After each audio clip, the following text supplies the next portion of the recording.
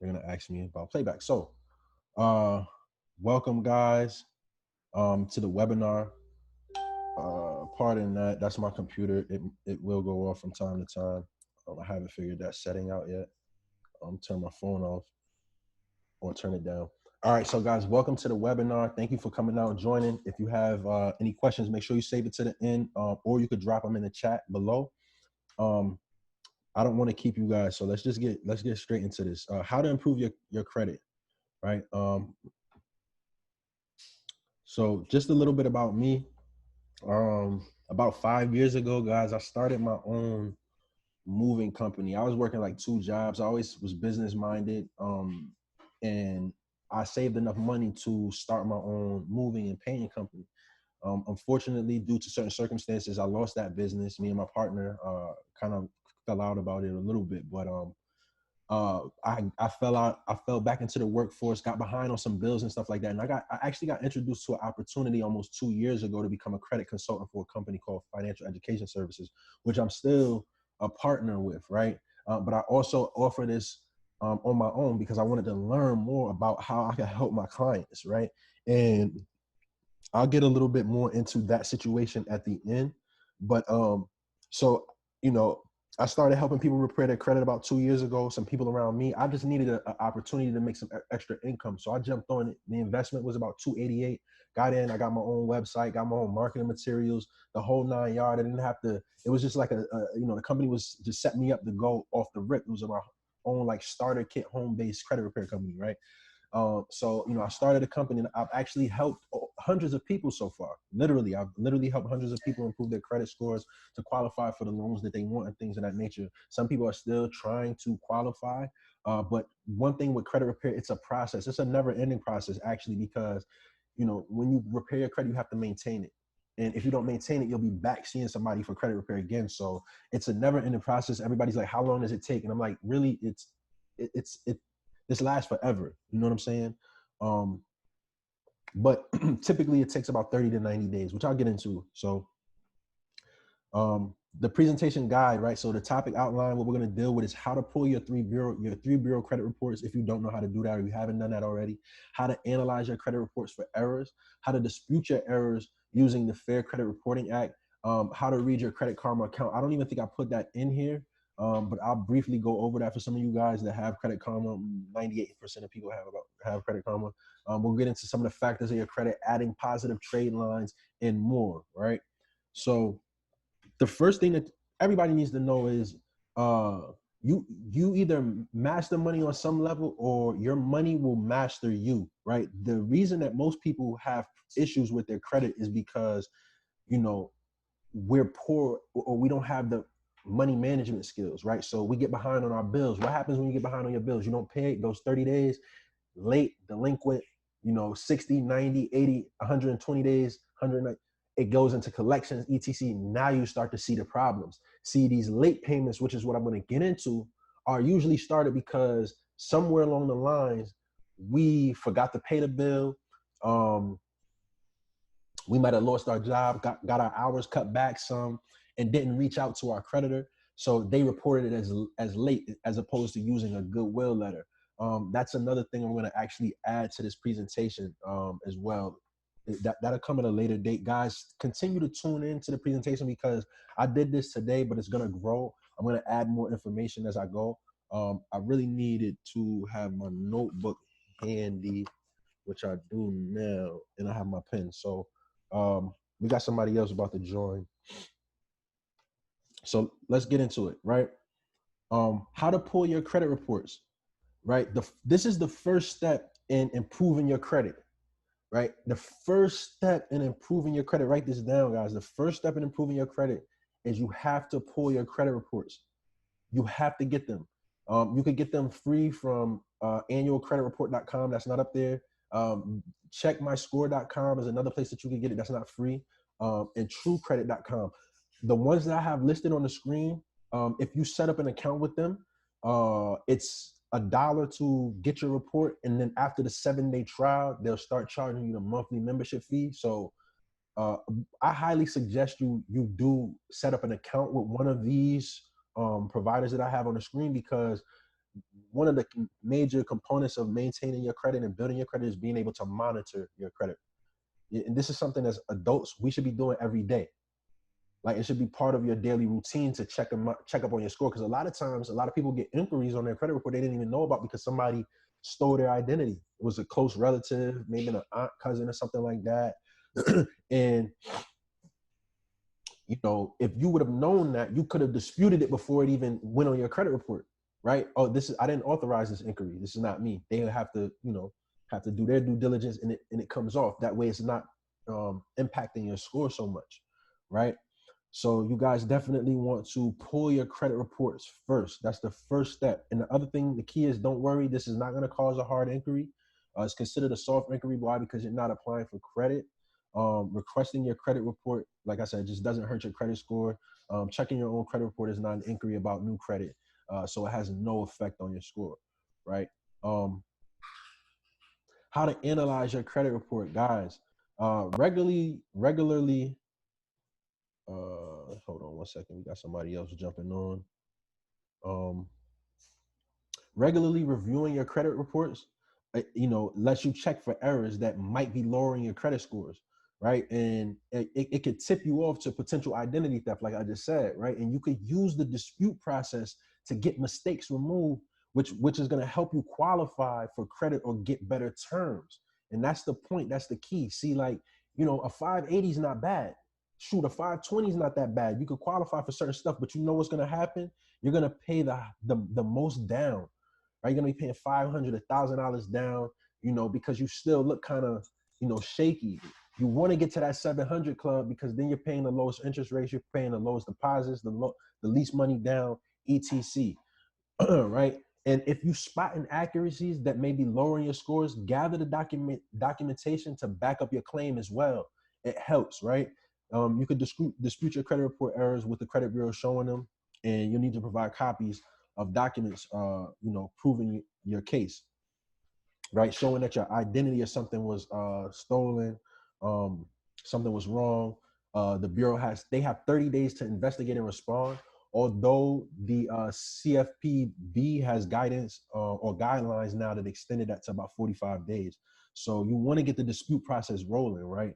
And so what you're looking for is any erroneous information, right? You want to highlight all accounts that are derogatory, right? So these are collections, closed accounts, right? So I have them listed: derogatory accounts, late payments, charge-offs, collections, closed accounts, hard inquiries, etc. It doesn't matter what type of account it is, guys. It could be a student loan, it could be child support, it could be a car loan, it could be a credit card. It doesn't matter what kind of account it is. We're looking for the accounts that are reporting negatively like this. See, a lot of people come and they want like this loan removed, right? And it's like, okay, is it in good state? Like, what's the status of the account? Because that's what matters, right? If you have a student loan that you're paying on every month and it's in good standing, that's actually helping your credit score, because a student loan is an installment loan, right? And that accounts for about 50 overall points. So as long as you maintain that and you continue to pay it, it's not going to negatively impact your score. That's what anything that's reporting to the credit bureaus. Anything that's reporting to the credit bureaus, you want to just make sure that you're paying that on time every month. That's very important, right? Inaccurate information, right? Your name, your address, your birth date, your social security number, work history, or other personal information, anything like that can be disputed. You could dispute anything on your credit report. It doesn't matter how big or how small the detail, because I'll get into the Fair Credit Reporting Act in a second for you guys, right? If you guys are with me, please, somebody drop something in the chat for me. Drop a 1 in the chat box if you get some information out of this, some valuable information out of this, right? Listen, guys, 79% of credit reports contain errors, right? That's about 8 out of 10 credit reports contain errors. It's 12 people on this line. So about 10 and a half people on this line have something going on with their credit reports if you haven't, taken care of that already. Right? So If you don't know, the 3 credit bureaus or 3 agencies, even though they're called bureaus, they're not a part of the federal government, right? Equifax, Experian, and TransUnion, they're all private companies that make money selling your information. Good, bad, indifferent, or ugly. That's what they do, right? They're all separate. They're not together. They report differently. This is why when you look at your scores, right, it'll be different, right? They'll have a 720, 760, 690, right? And that's because the main like credit scoring agency that you really want to be looking at is FICO. That's another thing that I have to actually, a slide that I need to put up here before you guys. I actually found out some real valuable information about FICO scoring. They have so many different scoring models that sometimes if you dispute, even if the account is derogatory, you can get it off. If you dispute it, it'll actually lower your score, depending on if you're trying to qualify for a home or car, because qualifying for one or the other will either drop or raise your score, regardless if you could dispute it and it comes off or not. So these are just little intricacies that we need to know. This is why sometimes like certain specialists are actual, what are you trying to do? What are you trying to accomplish? Are you looking to qualify for a car, a home, or are you just trying to improve your score? Because it matters, right, on how we approach the dispute process. So the Fair Credit Reporting Act, guys, this is codified at 15 USC subsection 1681 through 1681X, right? What is it? What does it do? So the Fair Credit Reporting Act promotes the accuracy, fairness, and privacy of information that files of consumer reporting agencies, right? So what they do is they basically promote the accuracy of information. Even though your information is public, it has to be accurate. That's the key. It cannot be it can't be, out of order. It has to be harmonious, right? Everything has to match up. And this is part of the dispute process, right? So a summary of the major rights: your right to know what's in your file. If information has been used against you, to ask for your credit score, to dispute incomplete or inaccurate information, etc. This is what this is what we do. This is what I'm trying to teach you guys how to do as well, right? It's a process.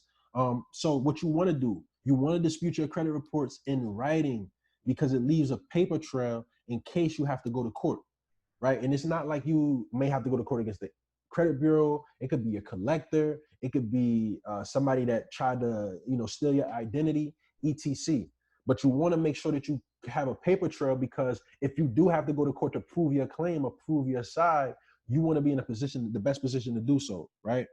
You don't want to dispute over the phone or online. When you do dispute online and over the phone, a lot of people are unaware that you actually are made to give up and waive your rights. This is why a lot of people be like, oh, I disputed that, it came off, but it popped back up. The credit bureaus are not your friend, and your creditors are, they in it to make money. So how is your credit score calculated, guys? This is the most important slide that I'm about to present. One of the most important slides, right? Make sure you take notes on this, right? 35% of so a lot of people come into this and they think, it's just one thing that they have to do to improve their credit. Like, okay, I got a credit card, but my score didn't go up, or I paid off all my debt on this, and I closed the account and my score dropped. Because depending on what's going on with your credit report, and based on these 5 factors, that's how we know what to really attack when it comes to building your credit score, because it's really a twofold process, or a 2-step process. The disputing process, then it's the credit building process, because most of the times your score is low because of all the derogatory information that's piled up or compiled up over time. So as we clean that up, what's happening is it's leveling off your credit score, right? It's actually going to change the algorithm, and your score is going to go up. But that's because now it's like you have a clean slate. So now we don't want to disrupt that process either by applying for new credit. A lot of people get hyped, they get real happy, and it's like, end up slowing up the process. You could be at a 720, but you just 580 yourself. You know what I mean? Because and it's going to take another month, right? That type of thing. So payment history, guys, makes up 35% of your overall credit score, right? How well do you pay your bills? Hold on, we have one more person jump on. Holiday Styles, welcome to the webinar. How well do you pay your bills every month or every 30-day billing cycle? One late payment can drop your credit score 50 to 100 points. Did you know that, depending on the type of account that you have? This is why paying your bills on time is the most important factor. I'm going to say that again. Paying your bills on time is the most important factor when building your credit score. If you guys have any questions as to why that is because it makes up 35% of your overall credit score, right? Your creditors want to know that you have a history of paying money back. That makes sense, right? That's why it's the biggest factor. The second biggest factor is your credit usage. You have to be using credit. A lot of people get scared of credit. They close their credit card. They don't want to use credit no more. You're depriving yourself of 30% of your overall credit score by doing that. I'm going to get into the numbers behind what 30% represents, what 35% represents, and what these percentages represents in point total. I'm going to get into that because it's important to understand how much these points represent.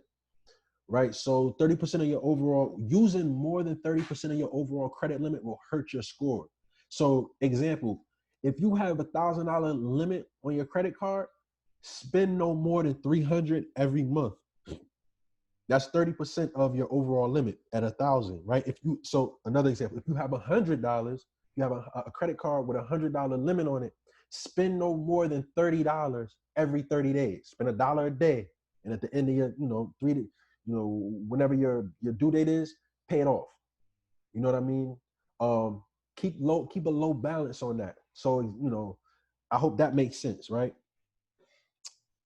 The next one is based on your credit age, right? Excellent credit age is accounts between 7 to 12 years or older, right? The older, the better. This is why closing old accounts can actually hurt your score, right? It's like getting rid of work history. Say you go for a job interview and you've done your job that you do for 15 years, but you never bring it up. You got a guy that comes in behind you. He's been doing it for a year. He gets the job because he mentioned it, right? You don't want to close old accounts. It's very important not to do that. That can actually hurt your score as well, right? The next is 10% is based on inquiries, right? New credit. Too many inquiries in a short period of time will definitely hurt your score, guys. The biggest thing that I see on people's credit reports when they come to me for help is inquiries. I've seen people with 60 something inquiries, 90 something inquiries. If you don't have a good credit score, do not apply for credit. You're going to get denied. And though they stay on your credit report for 2 years, and guess what? If you authorized it, I can't, not even the most high can do anything to get those inquiries off, right? You have people that suggest doing other types of stuff to try to get rid of those inquiries, but I don't suggest doing that type of stuff, man, because, it's best to just do business honorably, right? Like, so if you honestly authorize those inquiries, it's nothing we could do unless it led to an open account. If it led to an open account, it's not going to hurt your credit score, right? So that's very important, man. It's the most, I see the most, that's out of all the negative items that I see on a credit report, that's the most, it outweighs everything else, collections, charge-offs, etc, guys. Please don't do that to yourself, right? Learn how to do this process, or get with somebody that knows how to do this process and start working on your credit. If you could go 3 to 6 years with bad credit, you could go 3 to 6 months repairing it, man, right? The last percentage or factor is your credit mix, right? This means what they call installment versus revolving credit, right? Installment credit has a fixed term and a time frame and a fixed monthly bill. So these are like student loans, car loans, mortgages, etc, right?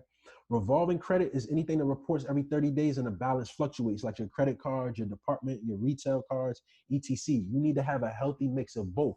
But you have to start with like a secured credit card, right? It's just like building business credit. I do a business credit webinar as well.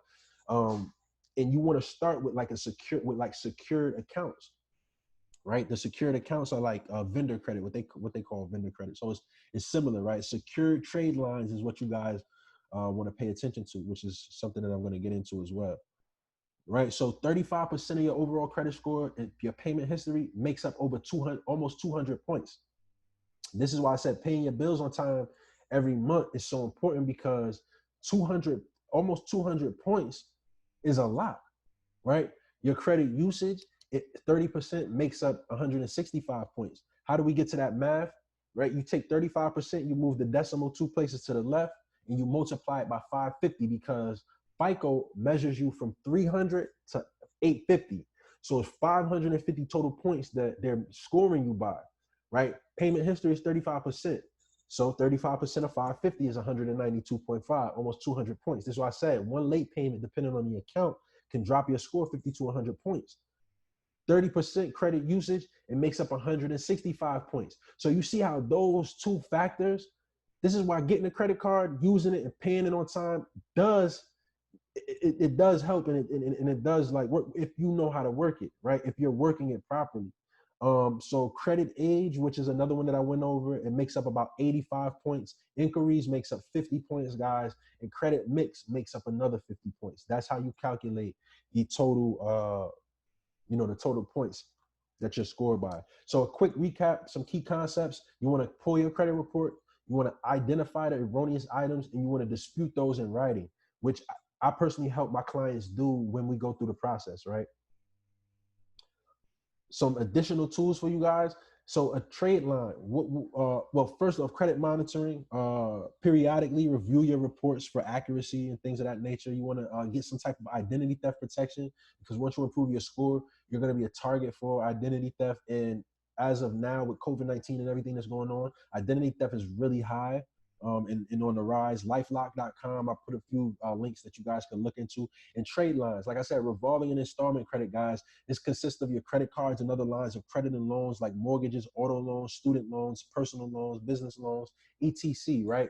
And a trade line is just a term used by credit reporting agencies to describe credit accounts listed on your credit report. A trade line is not this old magical thing, right? People talk about, ooh, trade line, I want to get a new trade line, I want to get trade lines, and they get caught up like, a trade line is nothing but a credit card is a trade line, right? If you get your rent reported to the credit bureaus, that's, you just added a positive trade line, right?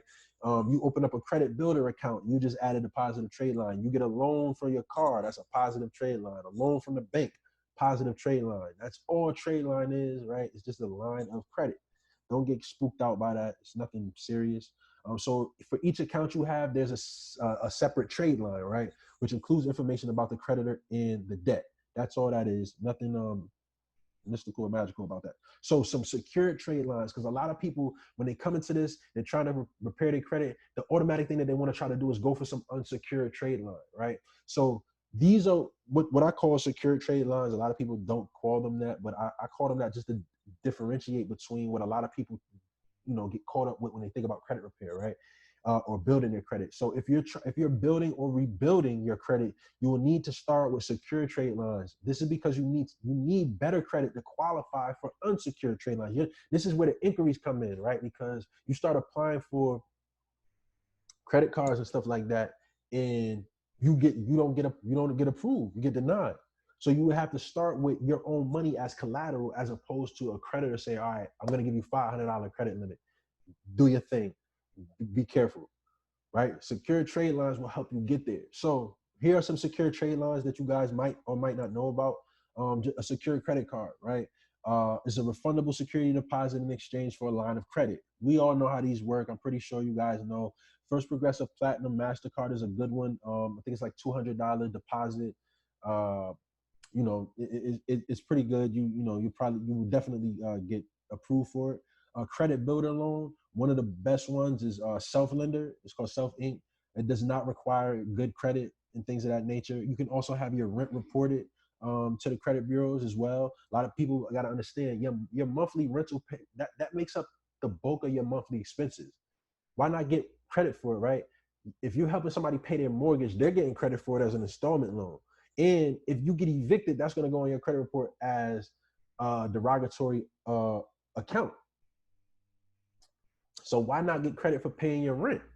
If it's costing you 70% of your overall bring home, or what you bring home every month, right? I have a connection for that for you guys if you're looking to do any of these things, right? Experian Boost is another good one. You can actually add your Netflix account to your Experian Boost to get credit for that. You can also add any utilities or phone bills that you have in your name as well. These are good places to start before you go into anything unsecured, right? I suggest that for anybody and everybody, really, right? Credit building tips. So 5 ways to improve your credit today. Pay your bills on time, guys. Set up an automatic bill pay if you're forgetful, especially for those things that's like $25, 30, things that's not really big, right? Something that you know, like, man, I got a $150 bill I gotta pay.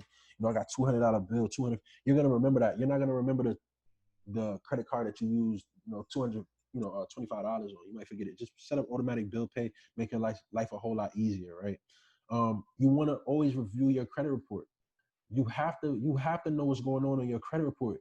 A lot of people just, I think it's they're scared of the information that they might see, right? And that's understandable. But at the end of the day, if you're trying to move forward in your life, you have to take care of those things. You got to put your big boy pants, your big girl shorts, whatever it is you want to go. You got to put those on, and you got to take a look and see what's going on. Because if not, you're just going to be in the dark, right? You want to pay down your credit card balances, guys. Having balances on your credit card over the 30% limit, anything, even if it goes over 100 and you're accruing a lot of interest, and it's really dragging your score down, right? That's probably one of the second, well, not the second, maybe like the second or third biggest thing that I see that goes on with a lot of people's credit, with their credit reports. So definitely pay down your credit card balances and avoid carrying a high balance, or avoid carrying a balance at all, right? A lot of people say, oh, leave 3, 7%, blah, blah, blah, blah. Pay it all off, right? You just don't necessarily want to, use that much and then leave that much, over past the next billing cycle. So use your credit, right? You have to use credit, right? You have to have some form of credit, revolving credit going, right? And installment, right? But just don't purchase large items that you just can't afford, right? And that's the key. This is a game. You have to know the rules, and as long as you play by the rules, you're gonna win. It doesn't matter how much education you have, what kind of profession you have. I know people that make high six figures and have terrible credit, right? Can't get approved for anything, paying cash, paying so much more money every year for everything, right? I know people with PhDs that have terrible credit, right? Have higher education, got all these letters behind their names, have terrible credit, right? Because we're not taught these things in school and coming up. And that's why we suffer in this society the way we do. And then you just want to start monitoring your credit report. You always want to keep an eye on what's going on, because it's going to tip you off to things that you could be doing to improve your credit even more, right? You don't want to just settle with like a seven. It's up to you, 720. So the repair time frame. A lot of people ask me, "Oh, how long does it take?" Everybody's situation is different. This is kind of like a rough estimate. I gave like a yearly estimate, but at the end of the day, guys, credit repair is a life. As long as you're alive and you live in the United States, your credit is going to impact everything that you do. So the credit repair process is not something that is actually a 30-day, 60, 90-day process. Kay, welcome. I'm going to just mute you out, or mute your line for me. Guys, save your questions to the end. But credit repair is not just something that's just going to happen, or just happens and it's over, right? Because you're still going to utilize credit. You're still going to apply for credit. They're still going to pull your credit. Your identity somebody still might try to steal your identity, right? This is something that is ongoing, right? If you get with a program and you have to pay, get in and learn so that you can get out of the program and maintain this on your own. That's the key, right? That's what I try to help my clients do. I'm very hands-on, but at the end of the day, it's like you need to learn this as well. So this is why I put together this presentation. I hope you guys get back on and invite other people to get back on and jump on YouTube and Google and start really learning this, because it's more important than anything. Trust me, most of our issues and things that we stress about are tied to our financial condition. There are plenty of studies that show that, right? It's money's not everything, but that's what they say. But like, in our society, in the society that we live in, it definitely helps tremendously. You don't have to work 2 and 3 jobs when you can leverage your credit score, right? You don't have to work 40 to 80 hours when you can leverage your credit score. Look at what's going on right now with COVID-19. How many people are unemployed, right? 40 something million people are unemployed right now. You know, people are falling behind on their bills. This is actually the perfect time to learn this industry and this business so that you can help more people and earn some significant income, right? If you're interested in that, I can definitely help you with that as well. But everybody's credit report is different, so results will always vary. There's no time frame on those results, and those will vary as well. Bad credit doesn't happen overnight, right? It it didn't take you, you know, 30 days to get this, the bad credit that we have, right? It takes time, and it's a process that you have to be patient with to see the desired results that you want, right? I tell people all the time, if you're gonna come into this and you're gonna get with me and you're not gonna be patient, like my patience is gonna run thin, right? I have no problem explaining the process and what's going on, you know, but people are looking for results in, you know, 48 hours. And if anybody tells you that they can get you credit, they can get you those type of results, be very wary. There is what's called rapid rescoring. I'm gonna write that down because I'm gonna put that and add that to the presentation. But that's really for loan officers and mortgage lenders, for people that are trying to qualify for a home, right? They have a special process that they do. That's not for everybody. Then you got people talking about CPN numbers and stuff like that. Um, Stay away from that stuff, guys. So months 1 through 3, you want to analyze, identify, and dispute any inaccurate, derogatory information found in your credit report. And I say months 1 through 3 because this is when the dispute process goes back and forth. You may see results within the first 30 days because by law they have 30 days to get back to you, but they may verify the account. They may ask you for more information. So you may have to send out a second. Typically, you do have to send out a second round of disputes. Depending on what kind of account it is, it might not be worth even doing it. It might just be worth paying it off and then just communicating with the bureau that it's paid off, remove the account, update the account, etc. Things of that nature. But you always want to dispute first, because with the verification process, the collector or that person has to have certain stuff in place. They have to have that wet ink signature. They have to have that contract, right? And it's actually illegal for your original creditor to sell it to them. So what they do is they sell you the information, right? So they'll mark the accounts as charged off. So a collector company will come in and buy all the charged off accounts, and what they're buying is just your information. So they spent the money, but they got the information, so now they got to collect it from you, right? That has nothing to do with the bureau, but it's getting reported like that. So it's just little things that you understand, like that help you dispute a little bit better. Months 3 through 6, you want to work on building your credit with new trade lines and positive payment history. Typically, it takes 90 days to really get your score where it needs to be, right, at that plateau level. Then you want to start applying for new credit. Why? Because now your interest rates are lower and you're more likely to get approved, less likely to get a hard inquiry. Too many hard inquiries will cripple your score just as bad as a late payment or collection, right? Then months 6 through 12, you want to secure your finances with things like a will, trust, power of attorney documents, and continue to study financial literacy and learn more, right? Because at the end of the day, having good credit is not the end all be all. It's a tool to get you to that lifestyle that you desire, that you want to live, right? And you want to be able to secure those things with those type of documents, estate planning. Okay, hold on 1 second. Okay, there we go. Oh, wait. Okay, so how long do disputes take? So by law, the credit bureaus have 30 to 45 days to do their investigation of errors in your dispute. Most of the wait time is spent waiting on a reply from the bureaus. The rest of the time depends on how fast your reports get to them and the amount of derogatory items you have on your credit report. So it depends. There's a lot of factors that go into that, right? So having good credit just makes it easier to buy a new home, car, have lower interest rates on credit cards and loans, higher credit limits on your credit cards, contracts without security deposits. Credit also affects whether or not you get hired for a particular job, guys. They're running your credit report when you apply for a job, right? Whether you get promoted or raised at that job actually comes down to your credit score, right? It actually affects where you live, your zip code, and where your children go to school.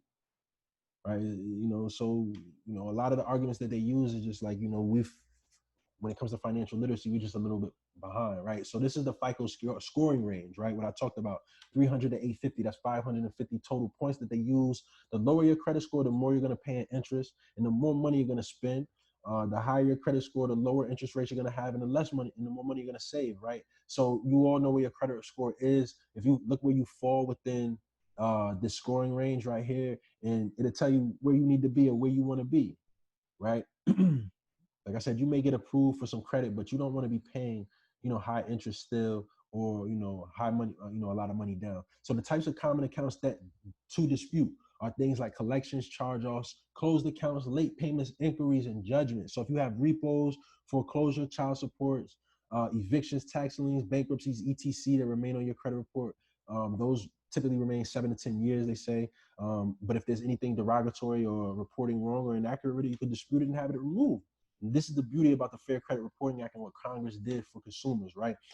So closed accounts, inquiries, like I said, it doesn't matter what kind of account, it's the status of the account, right? So information that can't be on your credit report, medical information. This is why a lot of times, medical collections are real easy to get off because they're HIPAA violations. It's your private information that's really out in the public. So those are pretty easy. Notice of bankruptcy, chapter 11, more than 10 years old, debts including delinquent child support payments more than 7 years old, your age, marital status, or race, right? If requested from a current or prospective employer. So for me personally, guys, I hope you guys do this. I hope my clients do this. I offer a few different options, and the pricing is on the screen. Or I have the do-it-yourself option, where I offer 200 dispute letter samples and additional documents. Dispute do-it-yourself option number 2, you get the letters and samples along with an analysis. Um, but I think I'm gonna change that because I think I'm just gonna start doing just analysis for you guys for free, right? Then I also offer another one that comes with a monthly fee. So it's 190. It's a one-time activation fee. Your first month is included, and it's $90 a month after that. I'm actually working on another payment system where I'm going to be able to reduce that cost significantly, right? Um, so yeah, so just stay tuned for that. Contract provided, no cancellation fee, 30 to 90-day results guaranteed. I also offered a one-time fee, right? So this is a $350 one-time payment, free credit audit, client portal to track and monitor your progress. You get a contract that's provided with that, no monthly charge, and the typically the same time frame for results. So how does it work? For the monthly membership fee, you just enroll, you sign up. It's a secure link. You fill out a form, you wait for your email, set up your account, you activate your services with them. It features a bunch of things like savings and budgeting tools. You actually get to set up the will, trust, power of attorney. You get access to a credit attorney. Um, you also get what's called like a shop for less, where you're able to save money. You get a mobile app and a whole bunch of other things, right? And then it also comes with an income opportunity where you can learn how to do what I do as a credit consultant, but you also get your credit repaired for free.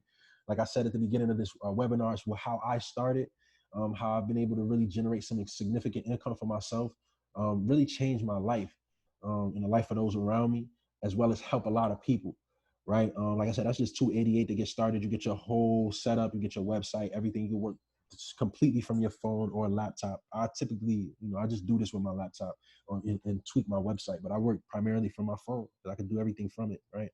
The one-time fee, you just sign up via secure link as well. You fill out the form, you wait for your email, you set up your client account, you complete your 5-step onboarding task by signing the contract, you order your credit reports and scores, you request your credit monitoring login details. That way I could get in there, do your analysis, walk you through your dispute process, because we go through your credit report together, right? I have a whole system for that. Set up your digital signature so that you can sign your letters once we go through it, put them together. That way you don't have to send them off. I can send them off for you.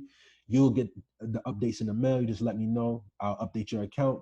We'll follow up with some more dispute letters, see what's going on with your score, possibly start applying for some new lines of credit, right? Features, like I said, the secure client portal. You're able to track and monitor your whole progress from my portal throughout the dispute process. You can view your dispute letters. You have 24-hour free consultation with me, as well as a personalized credit builder plan of action. And also, like I said, the income opportunity. Some words to ponder. This is by a man by the name of George Herbert. He that had lost his credit is dead to the world. So, it's the world we live in. Poor credit, you can't do anything. You can't even get an apartment with poor credit. You know what I'm saying? You can't qualify for loans. You got to get a co-signer for things. You know, it just makes your life a whole lot difficult when you have poor credit nowadays, right? So here's some testimonials. Sierra, she said her credit score went up 45 points in just 30 days. And she actually started last month. I got this notice this morning actually from her. Brandy V, she just said she loved the fact that I offered different options for prices and stuff like that for our clients. And then Jared, this is somebody that I was with a while ago with our program, and within 6 weeks, his credit score went up about 50 points. And he really helped me out with my business so far. So shout out to Jared. So let's talk. If you want to reach out to me, there's my number 203. Just call or text me. You can text credit repair, and I'll answer any questions that you have. You can give my information to anybody that you may know. Please refer some people.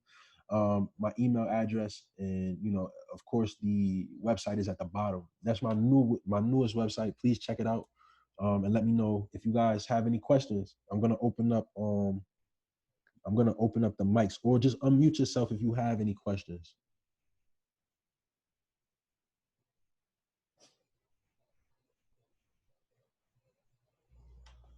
Come on now.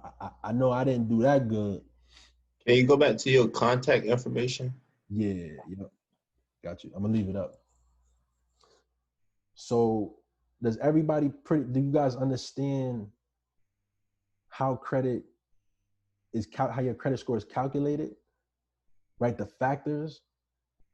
That's the most important thing. Do you guys have any questions on any types of accounts that you have, or you may have child support, what you got going on your,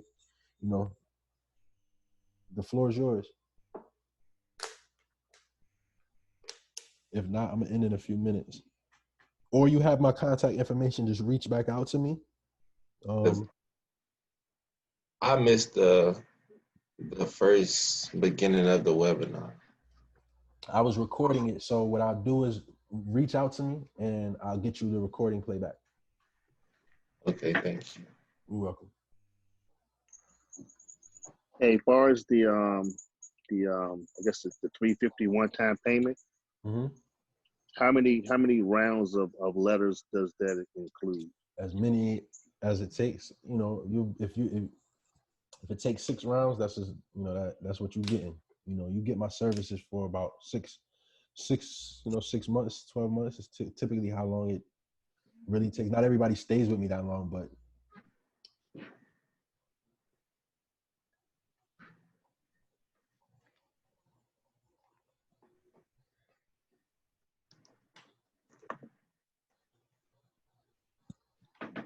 anybody else?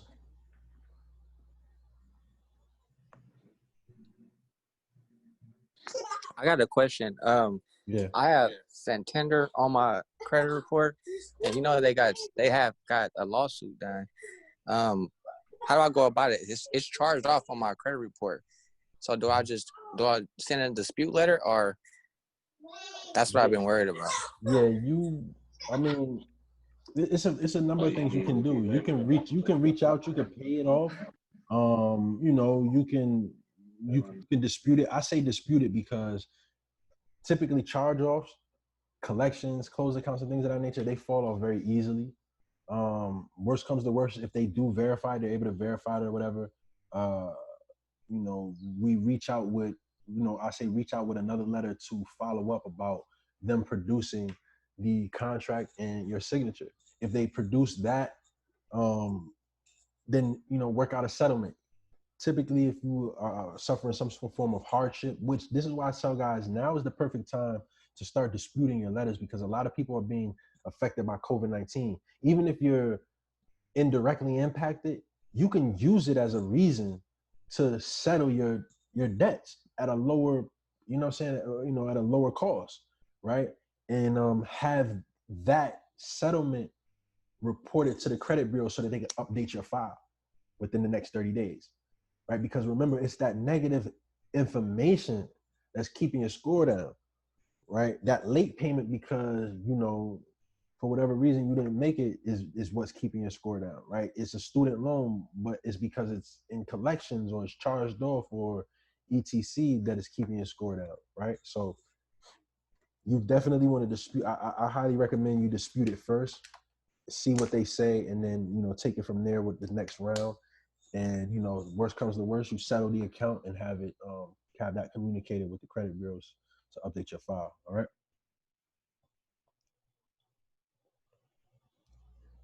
Anybody else got any questions?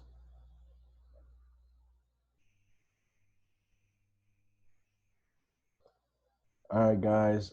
Thank you for coming on tonight. If you do have any further questions, comments, or concerns, make sure you reach out to me. You know, my phone number is on the screen.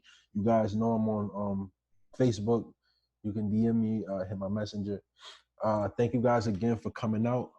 Have a wonderful evening. If you want the playback for tonight, please get in contact with me. I'll get that to you. All right. Take care.